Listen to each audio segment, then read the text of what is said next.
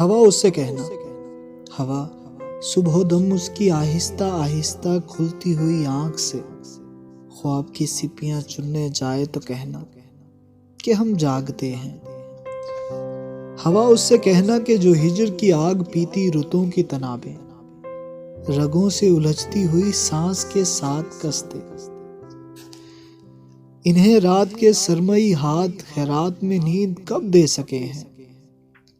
हवा उसके बाजू पे लिखा हुआ कोई तावीज बांधे तो कहना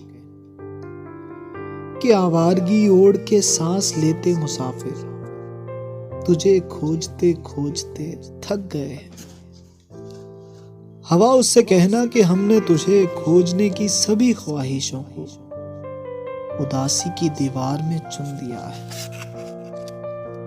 हवा उससे कहना कि वहशी दरिंदों की बस्ती को जाते हुए रास्ते पर तेरे नक्शे पा देखकर हमने दिल में तेरे नाम के हर तरफ स्याह मातमी हाशिया बुन दिया है।